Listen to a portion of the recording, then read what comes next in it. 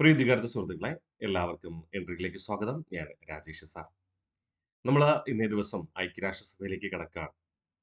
രണ്ടാം ലോക മഹായുദ്ധം അവസാനിച്ചപ്പോൾ ഇനിയും ഒരു ലോകമഹായുദ്ധം ഉണ്ടാകാതിരിക്കുക എന്ന ലക്ഷ്യത്തിന് വേണ്ടിയിട്ട് രൂപീകരിക്കപ്പെട്ട അന്താരാഷ്ട്ര സമാധാന സംഘടനയാണ് ഐക്യരാഷ്ട്രസഭ. കഴിഞ്ഞ ക്ലാസ്സിൽ ഐക്യരാഷ്ട്രസഭയുടെ മുൻഗാമിയായി കണക്കാക്കുന്ന ഒന്നാം ലോക മഹായുദ്ധാനന്തരം വീണ്ടും ഒരു ലോകമഹായുദ്ധം ഉണ്ടാകാതിരിക്കുക എന്ന ലക്ഷ്യത്തിന് വേണ്ടിയിട്ട് രൂപീകരിക്കപ്പെട്ട ലീഗ് ഓഫ് നാഷൻസിനെ കുറിച്ച് നമ്മൾ സമ്പൂർണ്ണമായി പഠിച്ചിരുന്നു അല്ലെ. പക്ഷേ ലീഗ് ഓഫ് നാഷൻസിന് മറ്റൊരു ലോകമഹായുദ്ധം തടയാൻ കഴിഞ്ഞില്ല. അതുകൊണ്ട് തന്നെ ലീഗ് ഓഫ് നാഷൻസിനെ പരാജയപ്പെട്ട സംഘടനയായിട്ട് നമ്മൾ കണക്കാക്കി. അതുകൊണ്ടാണ് രണ്ടാം ലോക മഹായുദ്ധാനന്തരം പുതുതായി ഒരു അന്താരാഷ്ട്ര മനുഷ്യാവകാശ സമാധാന സംഘടന രൂപീകരിക്കപ്പെടുക. നമുക്ക് ആരംഭിക്കാം. ഐക്യരാഷ്ട്രസഭ, ദ യുണൈറ്റഡ് നേഷൻസ് ഓർഗനൈസേഷൻസ്, നമ്മൾ ചുരുക്കി UNO എന്ന് വിശേഷിപ്പിക്കും. ദ യുണൈറ്റഡ് നേഷൻസ് ഓർഗനൈസേഷൻ നിലവിൽ വന്നത് 1945 ഒക്ടോബർ 24 തീയതി. നിലവിൽ വന്നത് 1945 ഒക്ടോബർ 24 തീയതിയാണെങ്കിലും രൂപീകരണവുമായി ബന്ധപ്പെട്ട ഒട്ടനവധി ചർച്ചകൾ നടന്നു, ഒട്ടനവധി സമ്മേളനങ്ങൾ നടന്നു, ഒട്ടനവധി തീരുമാനങ്ങൾ ഉണ്ടായി. കേവലം ഒന്നോ രണ്ടോ മാസത്തെ അല്ല, വർഷങ്ങൾ നീണ്ട ചർച്ചയ്ക്കൊടുവിലാണ് കുറ്റങ്ങളൊന്നും ഇല്ലാത്ത തരത്തില് ഒരു അന്താരാഷ്ട്ര സമാധാന സംഘടന രൂപീകരിക്കുക. അങ്ങനെ ദീർഘകാലം ഇതേക്കുറിച്ച് ചർച്ച ചെയ്യാൻ കാരണമായത് ലീഗ് ഓഫ് നാഷൻസിന്റെ പരാജയം തന്നെയായിരുന്നു കേട്ടോ. അതൊക്കെ നമ്മൾ ഈ ആദ്യത്തെ ക്ലാസ്സിലൂടെ പഠിച്ചുറപ്പിക്കും. ആസ്ഥാനം ന്യൂയോർക്കിലെ മാൻഹട്ടൻ ആണ്. യൂറോപ്യൻ ആസ്ഥാനമായി കണക്കാക്കുന്നത് ഐക്യരാഷ്ട്രസഭയുടെ മുൻഗാമിയായി കണക്കാക്കുന്ന ലീഗ് ഓഫ് നാഷൻസിന്റെ തലസ്ഥാനമായിരുന്നു ജനീവ തന്നെ. അപ്പോൾ ഐക്യരാഷ്ട്രസഭയുടെ ആസ്ഥാനം എന്ന് പറയുന്നത് ന്യൂയോർക്കിലെ മാൻഹട്ടൻ ആണ്. യൂറോപ്യൻ ആസ്ഥാനമായി കണക്കാക്കുന്ന ജനീവയാണ് ഐക്യരാഷ്ട്രസഭയുടെ മുൻഗാമിയായി കണക്കാക്കുന്ന ലീഗ് ഓഫ് നാഷൻസിന്റെ തലസ്ഥാനം. ഐക്യരാഷ്ട്രസഭയുടെ ആദ്യത്തെ സെക്രട്ടറി ജനറൽ എന്ന് പറയുന്നത് ട്രിഗ്വേലിയാണ്. ഐക്യരാഷ്ട്രസഭയുടെ ഭരണഘടന അറിയപ്പെടുന്നത് UN ചാർട്ടർ എന്നും. ലീഗ് ഓഫ് നാഷൻസിന്റെ ഭരണഘടന എന്തായിരുന്നു? കവനന്റ് അല്ലെ, കവനന്റ് എന്നായിരുന്നു. ഇനി ഐക്യരാഷ്ട്രസഭയുടെ ആപ്തവാക്യം ഇത് നിങ്ങളുടെ ലോകം. PSC ഈ ഒരു ചോദ്യം ചോദിച്ചിട്ട് ഓപ്ഷൻ തന്നത് വളരെ രസകരമായിരുന്നു. ഒന്നാമത്തെ ഓപ്ഷൻ ഇത് ഞങ്ങളുടെ ലോകം എന്നായിരുന്നു. 2 ലോക സമാധാനത്തിന് വേണ്ടി എന്നായിരുന്നു. 3 ഇത് നിങ്ങളുടെ ലോകമെന്നും അന്തർദേശീയ മനുഷ്യാവകാശത്തിന് വേണ്ടി എന്നായിരുന്നു 4ാമത്തെ ഓപ്ഷൻ. നമ്മൾ തെറ്റിക്കാനുള്ള സാധ്യത വളരെ കൂടുതലാണ് അല്ലെ. അപ്പോൾ ഓർമ്മിക്കുക, ഐക്യരാഷ്ട്രസഭയുടെ ആപ്തവാക്യം എന്ന് പറയുന്നത് ഇത് നിങ്ങളുടെ ലോകം എന്നായിരുന്നു. ഓക്കെ അല്ലെ. അപ്പോ 6 കാര്യങ്ങൾ നമ്മൾ ഇവിടെ പഠിച്ചു. ലീഗ് ഓഫ് നാഷൻസ് നിലവിൽ വന്നത് എന്നാണ്? 1945 ഒക്ടോബർ 24. ആസ്ഥാനം ന്യൂയോർക്കിലെ മാൻഹട്ടൻ ആണ്. യൂറോപ്പിന്റെ ആസ്ഥാനം എന്ന് പറയുന്നത് ജനീവ. ആദ്യ സെക്രട്ടറി ജനറൽ എന്ന് പറയുന്നത് ടിഗ്വേലിയാണ്. ഐക്യരാഷ്ട്രസഭയുടെ ഭരണഘടന അറിയപ്പെടുന്നത് UN ചാർട്ടർ ആണ്. ഐക്യരാഷ്ട്രസഭയുടെ ആപ്തവാക്യം ഇത് നിങ്ങളുടെ ലോകം. ക്ലിയർ ആണേ. ലോകത്തെ ഏറ്റവും വലിയ സമാധാന സംഘടനയും ലോകത്തെ ഏറ്റവും വലിയ മനുഷ്യാവകാശ സംഘടനയും ഐക്യരാഷ്ട്രസഭ തന്നെയാണ്. ലോകത്തെ ഏറ്റവും വലിയ സമാധാന സംഘടനയും ലോകത്തെ ഏറ്റവും വലിയ മനുഷ്യാവകാശ സംഘടനയും ഐക്യരാഷ്ട്രസഭ തന്നെ. അന്തർദേശീയ സമാധാനവും സുരക്ഷയും പരിപോഷിപ്പിക്കാനായി നിലവിൽ വന്ന സംഘടനയാണ് ഐക്യരാഷ്ട്രസഭ.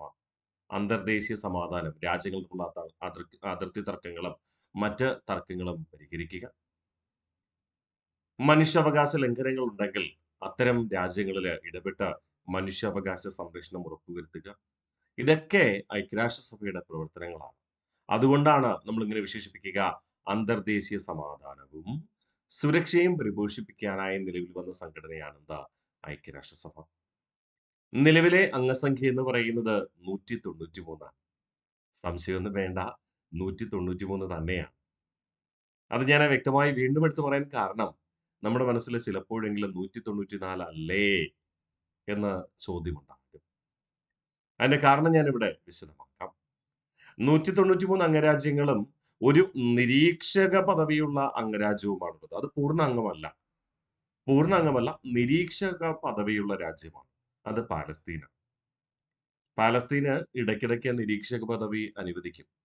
ചിലപ്പോൾ അത് റദ്ദ് ചെയ്യപ്പെടാറുമുണ്ട്. പാലസ്തീന് ആദ്യമായി നിരീക്ഷക പദവി അനുവദിക്കുന്നത് 1970-കളിലായിരുന്നു. നിലവിലും നിരീക്ഷക പദവി തന്നെയാണ്. പൂർണ്ണ അംഗം ആയിട്ട് പാലസ്തീനെ ഇതുവരെ ഐക്യരാഷ്ട്രസഭ കണക്കാക്കിയിട്ടില്ല. നിരീക്ഷക പദവിയുള്ള പാലസ്തീനും കൂടെ ചേർത്താൽ 194 പേരുണ്ട്. പക്ഷേ പാലസ്തീൻ പൂർണ്ണ അംഗമല്ലല്ലോ. അതുകൊണ്ട് നമുക്ക് അംഗമെന്ന് പറയാൻ പറ്റുമോ? ഇല്ല. അതുകൊണ്ട് തന്നെ അംഗസംഖ്യ 193 എന്ന് തന്നെ പഠിക്കുക. അവസാനമായി അംഗമായത് ദക്ഷിണ സുഡാനായിരുന്നു 2011-ൽ. ഐക്യരാഷ്ട്രസഭയിലെ ആകെ അംഗസംഖ്യ 193 ആണ്. ഐക്യരാഷ്ട്രസഭയിൽ അംഗമായ അവസാന അംഗരാജ്യം എന്ന് പറയുന്നത് ദക്ഷിണ സുഡാനാണ്. മറക്കരുത്, ദക്ഷിണ സുഡാനാണ്. ഇത് വർഷം 2011. നിലവിൽ നിരീക്ഷക പദവിയുള്ള രാജ്യമാണ് പാലസ്തീൻ. പാലസ്തീനെ കൂടെ ചേർത്താൽ മൊത്തം 194 എന്ന് വേണമെങ്കിൽ പറയാം. പക്ഷേ ഔദ്യോഗികമായി പറയാൻ കഴിയില്ല. ക്ലിയർ? അപ്പൊ 193 അംഗരാജ്യങ്ങളും കൂടാതെ നിരീക്ഷക പദവിയുള്ള പാലസ്തീനും എന്ന് പറയുന്നതാണ് ഉചിതം. മനസ്സിലായോ? ഒന്നുകൂടെ നമുക്ക് റിവിഷൻ ചെയ്താലോ?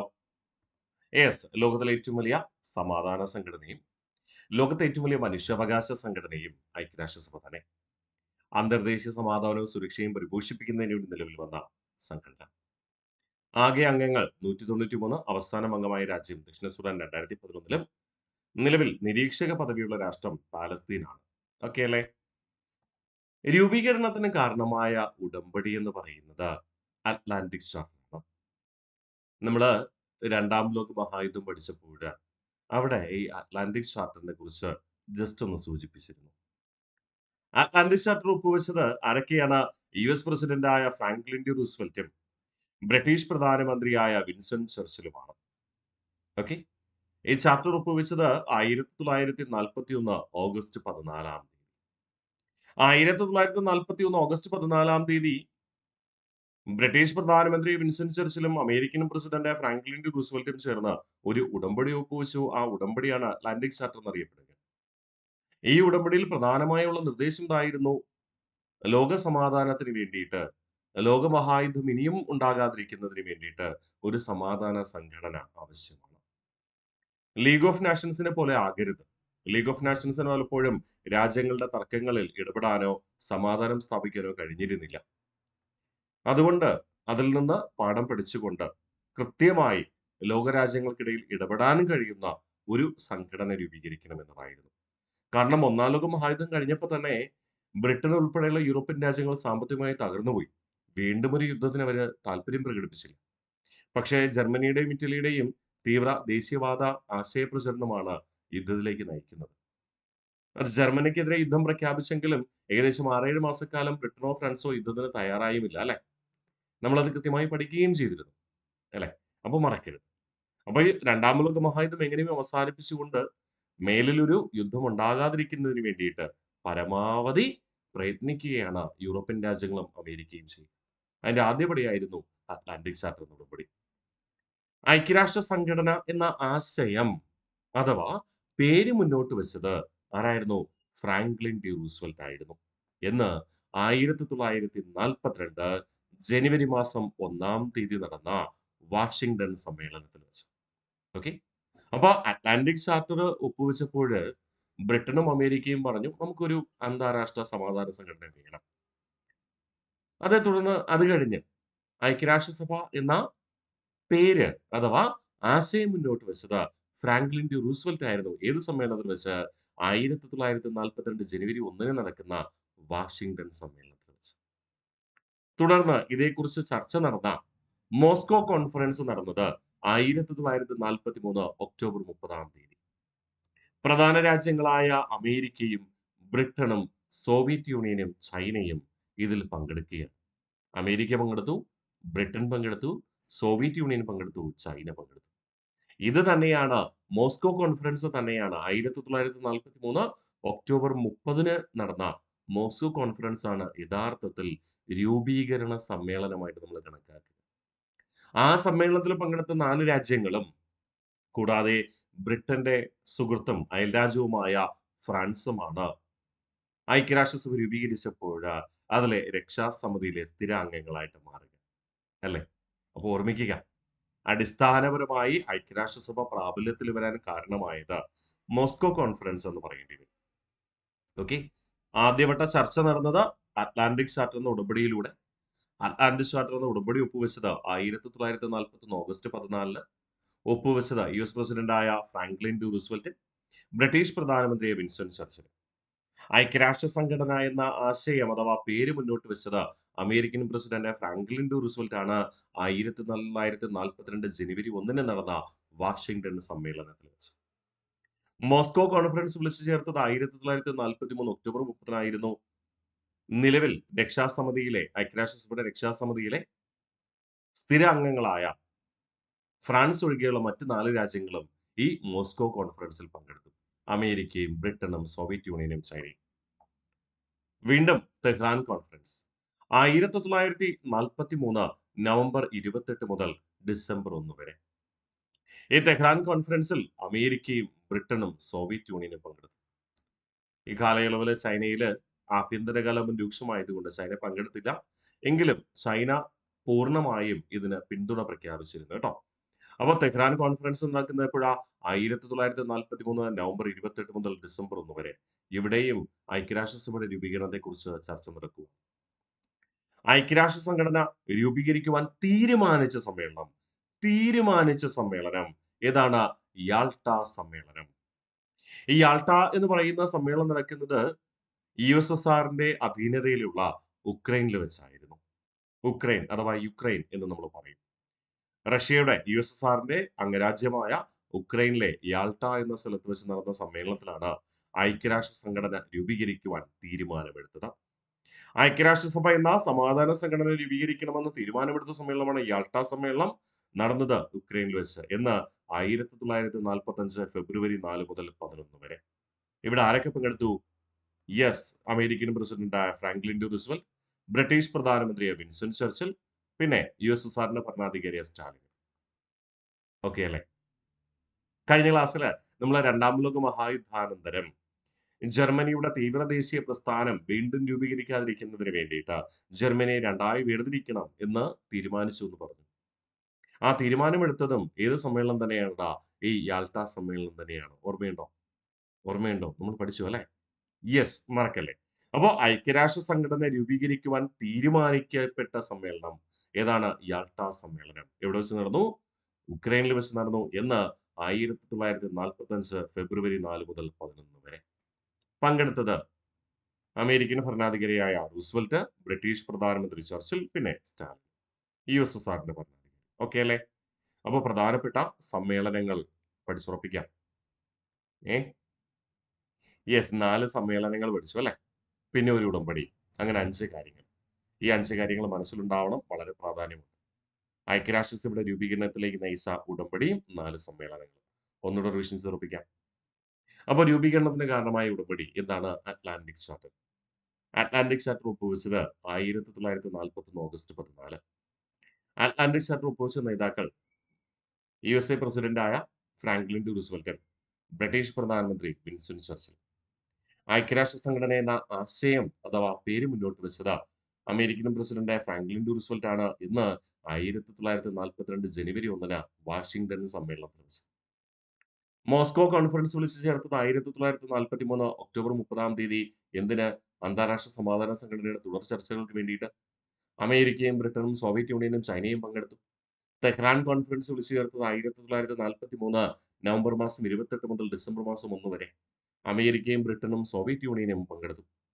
ഐക്യരാഷ്ട്ര സംഘടന രൂപീകരിക്കുവാൻ തീരുമാനമെടുത്ത സമ്മേളനം യാൾട്ട സമ്മേളനം USSRന്റെ കീഴിലുള്ള ഉക്രൈനിൽ വെച്ച് നടന്നു. എന്ന് 1945 ഫെബ്രുവരി 4 മുതൽ 11 വരെ. ആരൊക്കെ പങ്കെടുത്തു? റൂസ്വെൽറ്റും ചർച്ചിലും സ്റ്റാലിനും പങ്കെടുത്തു. അങ്ങനെ ഐക്യരാഷ്ട്രസഭയുടെ ചാർട്ടർ തയ്യാറാക്കുകയാണ് അല്ലെ? നോക്കി, ഐക്യരാഷ്ട്രസഭയുടെ ചാർട്ടർ അഥവാ ഐക്യരാഷ്ട്രസഭയുടെ നിയമാവലി UN ചാർട്ടർ തയ്യാറാക്കിയത് 1944 ഒക്ടോബർ മാസം. എവിടെ വെച്ച? വാഷിംഗ്ടൺ DC-യിലെ ഡംബാർട്ടൺ ഓക്സിൽ ചേർന്ന സമ്മേളനത്തിൽ. ഐക്യരാഷ്ട്രസഭയുടെ അടിസ്ഥാന നിയമാവലിയായ അടിസ്ഥാന ഭരണഘടനയാണ് UN ചാർട്ടർ എന്ന് പറയുക. ഈ UN ചാർട്ടർ തയ്യാറാക്കിയത് എപ്പോഴാണെന്ന് ചോദിച്ചാൽ 1944 ഒക്ടോബർ മാസം. ഡ്രാഫ്റ്റ് ചെയ്യുന്നു, തയ്യാറാക്കുന്നു 1944 ഒക്ടോബർ മാസം. എവിടെ വെച്ച? വാഷിംഗ്ടൺ DC-യിലെ ഡംബാർട്ടൺ ഓക്സിൽ ചേർന്ന സമ്മേളനത്തിൽ വെച്ച്. യുഎൻ ചാർട്ടർ തയ്യാറാക്കിയത്, ഡ്രാഫ്റ്റ് ചെയ്തത്, യുഎൻ ചാർട്ടറിന്റെ ശില്പി എന്ന് പറയുന്നത് ജാൻ സ്മാർട്സ് ആയിരുന്നു. ആരാണ്? ജാൻ സ്മാർട്സ്. പിഎസ്സി ഒരുപാട് തവണ ചോദിച്ചിട്ടുണ്ട്. ഐക്യരാഷ്ട്രസഭയുടെ ഭരണഘടനയായ അടിസ്ഥാന നിയമാവലിയായ യുഎൻ ചാർട്ടറിന്റെ ശില്പി ആര്? അല്ലെങ്കിൽ യുഎൻ ചാർട്ടറിന്റെ പിതാവെന്ന് കണക്കാക്കുന്നത് ആരെ? ജാൻ സ്മാർട്സിനെയാണ്. ഓക്കെ. അങ്ങനെ 1944 ഒക്ടോബർ മാസം ജാൻ സ്മാർട്സിന്റെ നേതൃത്വത്തിൽ വാഷിംഗ്ടൺ ഡിസിയിലെ ഡംബാർട്ടൺ ഓക്സിൽ ചേർന്ന സമ്മേളനത്തിൽ വെച്ച് ഐക്യരാഷ്ട്രസഭയുടെ ചാർട്ടർ തയ്യാറാക്കി. ഇനി എന്ത് ചെയ്യണം? മറ്റംഗരാജ്യങ്ങൾ കൂടെ അംഗീകരിക്കണം അല്ലെ? പാസ്സാക്കണം. തയ്യാറാക്കിയതുള്ളൂ, ഇനി പാസ്സാക്കണം. കാരണം ജാൻ സ്മാർട്സ് ആണല്ലോ തയ്യാറാക്കിയത്. രാജ്യത്തലവന്മാരൊന്നും ഇത് കണ്ടിട്ടില്ലല്ലോ. അപ്പൊ ജാൻ സ്മാർട്സ് തയ്യാറാക്കിയ നിയമാവലി മറ്റു രാജ്യങ്ങൾ പരിശോധിക്കുകയാണ്. അങ്ങനെ പരിശോധിച്ച് അംഗീകാരം നൽകിയത്, യുഎൻ ചാർട്ടർ അംഗീകരിച്ചത്, അഥവാ യുഎൻ ചാർട്ടർ ഒപ്പുവെച്ചത്, അഥവാ യുഎൻ ചാർട്ടർ പാസ്സാക്കിയത് എന്ന് 1945 ജൂൺ 26 തീയതി അമേരിക്കയിലെ സാൻ ഫ്രാൻസിസ്കോയിൽ നടന്ന സമ്മേളനത്തിൽ വെച്ച്. ഈ സാൻ ഫ്രാൻസിസ്കോയിൽ നടന്ന സമ്മേളനത്തിൽ 1945 ജൂൺ 26 തീയതി യുഎൻ ചാർട്ടർ അംഗീകരിക്കുന്നു, അഥവാ യുഎൻ ചാർട്ടർ പാസ്സാക്കുന്നു, അഥവാ യുഎൻ ചാർട്ടർ ഒപ്പുവെക്കുന്നു. ഇവിടെ നടന്ന സമ്മേളനം സാൻ ഫ്രാൻസിസ്കോയിൽ നടന്ന സമ്മേളനം. ലോകത്തെ വിവിധ ഭാഗത്തു നിന്ന് എത്തിച്ചേർന്ന 50 രാജ്യങ്ങളിലെ പ്രതിനിധികൾ ഇത് അംഗീകരിച്ചു, അഥവാ യുഎൻ ചാർട്ടറിൽ ഒപ്പുവെച്ചു. സമ്മേളനത്തിൽ പങ്കെടുക്കാതെ പിന്നീട് പോളണ്ട് ചാർട്ടറിൽ ഒപ്പ് രേഖപ്പെടുത്തി. ഇന്ത്യ ഒപ്പുവെച്ചത് ഇതേ ദിവസം തന്നെ 1945 ജൂൺ 26-ന്. 50 രാജ്യങ്ങൾ പങ്കെടുത്തെന്ന് പറഞ്ഞില്ലേ? അതിലൊന്ന് ഇന്ത്യയായിരുന്നു. ഇന്ത്യയെ ഐക്യരാഷ്ട്രസഭയിൽ പ്രതിനിധീകരിച്ചുകൊണ്ട് യുഎൻ ചാർട്ടറിൽ ഒപ്പ് രേഖപ്പെടുത്തിയത് രാമസ്വാമി മുതലിയാറായിരുന്നു. ആദ്യത്തെ 50 രാജ്യങ്ങളിൽ 29ാമത്തെ രാജ്യമായിട്ടാണ് ഇന്ത്യ യുഎൻ ചാർട്ടറിൽ ഒപ്പ് രേഖപ്പെടുത്തുക. ഈ സമ്മേളനത്തിൽ പങ്കെടുക്കാതെ, എന്നാൽ ഐക്യരാഷ്ട്രസഭ രൂപീകരണത്തിന് മുൻപ് ഈ ചാർട്ടർ അംഗീകരിച്ച, യുഎൻ ചാർട്ടറിൽ ഒപ്പുവെച്ച മറ്റൊരു രാജ്യമാണ് പോളണ്ട്. അതുകൊണ്ട് പോളണ്ടിനെ നമ്മൾ 51ാമത് രാജ്യം എന്ന് പറയും. അപ്പൊ 1945 ജൂൺ 26 തീയതി നടന്ന സാൻ ഫ്രാൻസിസ്കോ സമ്മേളനത്തിൽ എത്ര രാജ്യങ്ങൾ പങ്കെടുത്തു? 50 രാജ്യങ്ങൾ. പങ്കെടുക്കാത്ത രാജ്യം ഏതാ? പോളണ്ട്. ആ പോളണ്ട് പങ്കെടുത്തില്ലെങ്കിലും പിന്നീട് ഐക്യരാഷ്ട്രസഭ ഔദ്യോഗികമായി നിലവിൽ വരുന്നതിന് മുൻപ് തന്നെ പോളണ്ട് എന്ത് ചെയ്തു? യുഎൻ ചാർട്ടർ അംഗീകരിച്ചു, അത് ഒപ്പ് രേഖപ്പെടുത്തി. ഇമ്പോർട്ടന്റ് ആണ്, വളരെ പ്രാധാന്യമർഹിക്കുന്നു. ഓക്കെ. അപ്പോ യുഎൻ ചാർട്ടർ തയ്യാറാക്കിയതെന്ന 1944 ഒക്ടോബർ മാസം. ശില്പി ആരാ? ജാൻ സ്മാർട്സ്. എവിടെ വെച്ചാണ് തയ്യാറാക്കുക? വാഷിംഗ്ടൺ ഡിസിയിലെ ഡംബാർട്ടൺ ഓക്സിൽ ചേർന്ന സമ്മേളനത്തിൽ.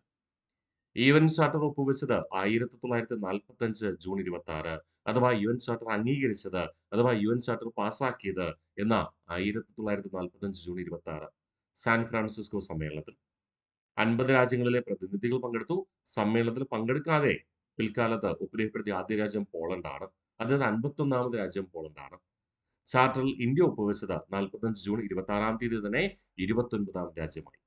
ഇന്ത്യക്ക് വേണ്ടി ഐക്യരാഷ്ട്രസഭയുടെ ചാർട്ടറിൽ ഒപ്പ് രേഖപ്പെടുത്തിയത് ആരായിരുന്നു?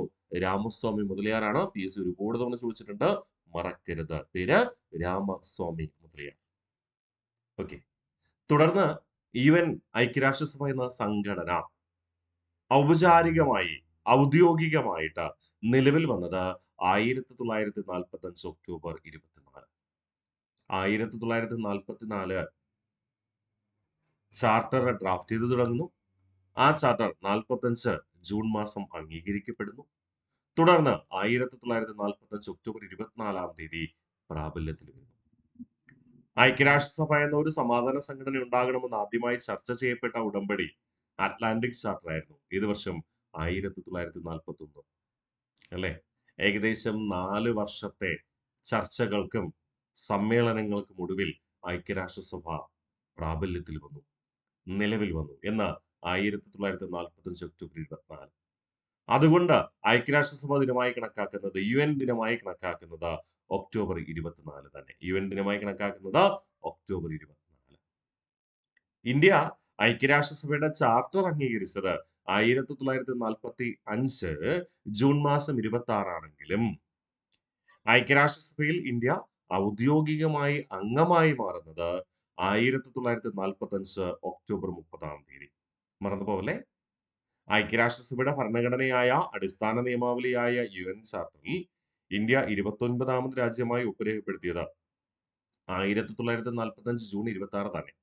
എന്നാൽ ഐക്യരാഷ്ട്രസഭ നിലവിൽ വന്നതിന് ശേഷം ഇന്ത്യ ഔദ്യോഗികമായി ഐക്യരാഷ്ട്രസഭയിൽ അംഗമായി മാറുന്നത് എന്നാണ് 1945 ഒക്ടോബർ 30 തുടർന്ന് ഐക്യരാഷ്ട്രസഭയുടെ ആദ്യത്തെ സമ്മേളനം അഥവാ ഐക്യരാഷ്ട്രസഭയുടെ പൊതുസമ്മേളനം എന്ന് നമ്മൾ പറയാറുണ്ട്.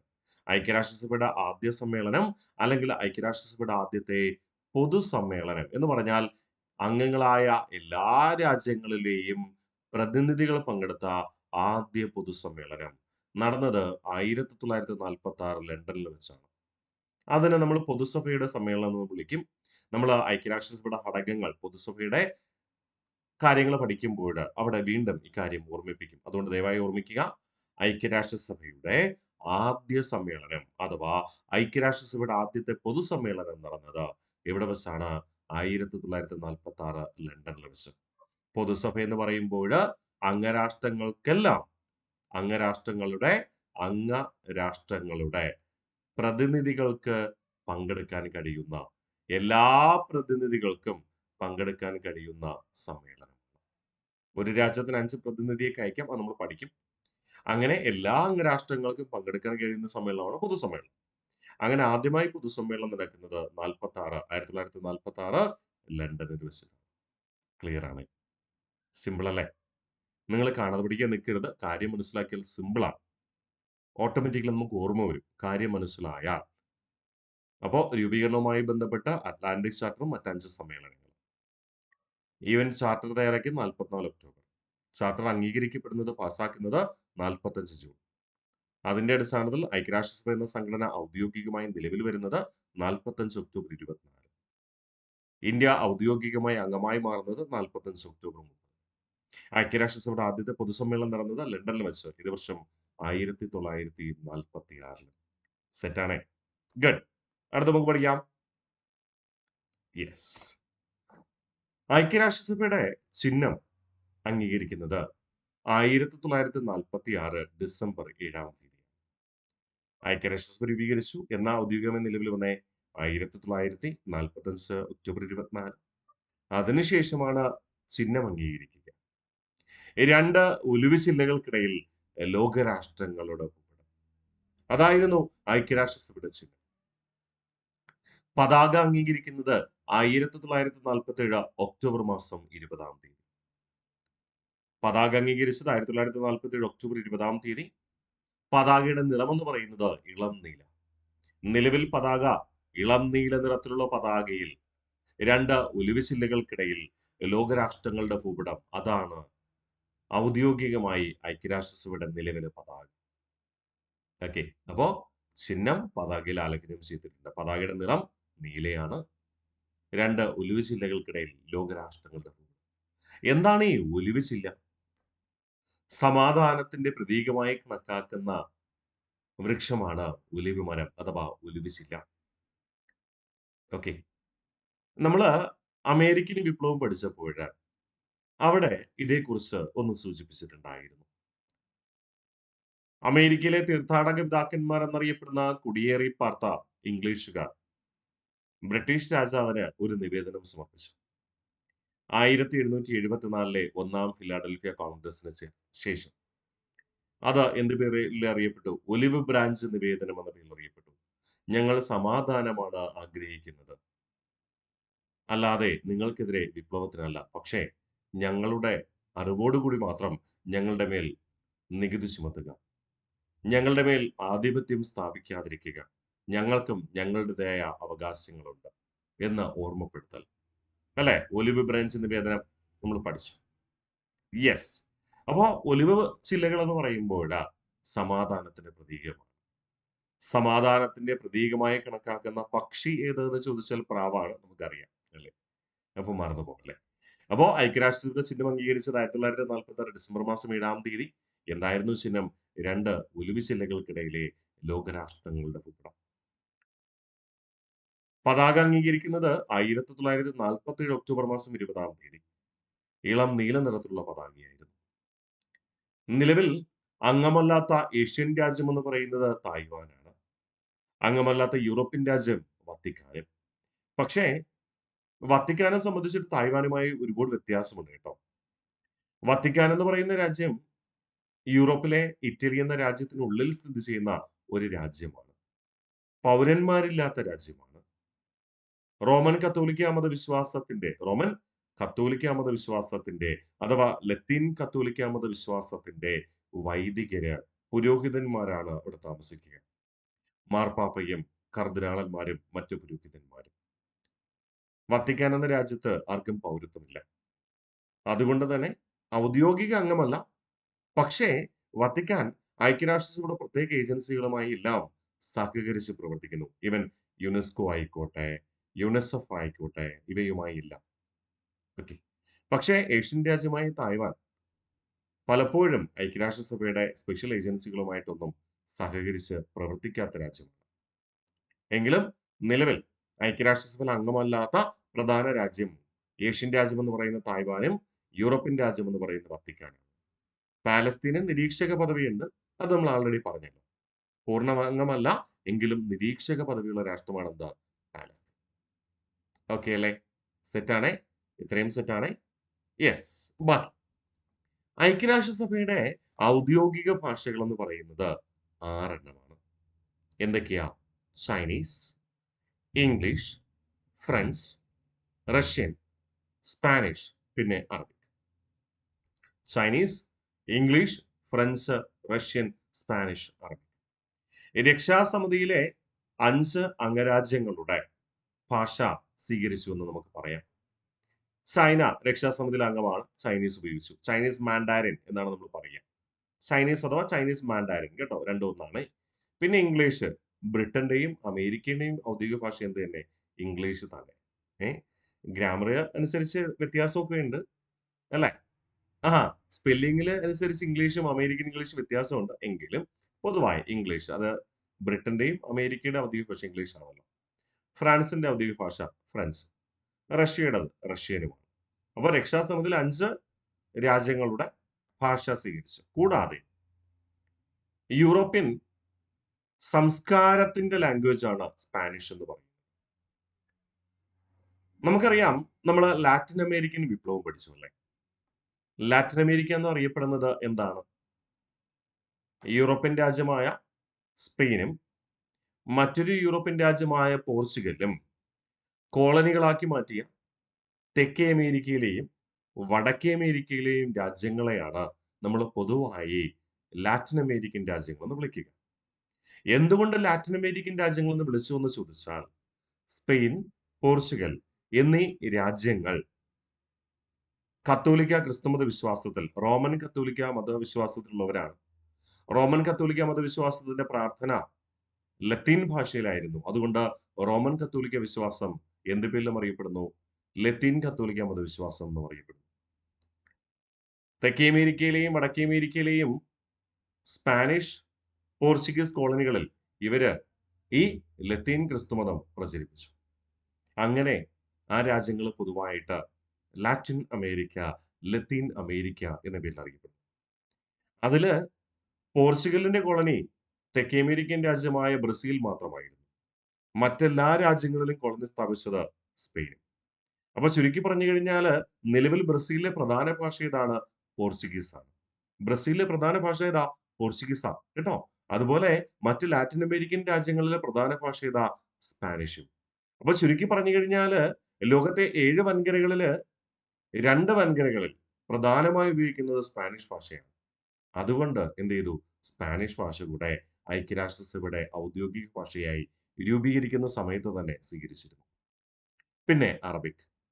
അറേബ്യൻ രാജ്യങ്ങൾ, പ്രത്യേകിച്ച് പശ്ചിമ ഏഷ്യയില് സ്ഥിതി ചെയ്യുന്ന അറേബ്യൻ രാജ്യങ്ങൾ പൊതുവായി ഉപയോഗിച്ചിരുന്നത് അറബിക്കുമാണ്.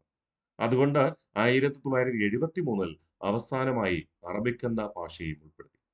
അങ്ങനെ ഐക്യരാഷ്ട്രസഭയിൽ ആകെ എത്ര ഔദ്യോഗിക ഭാഷകളുണ്ട്?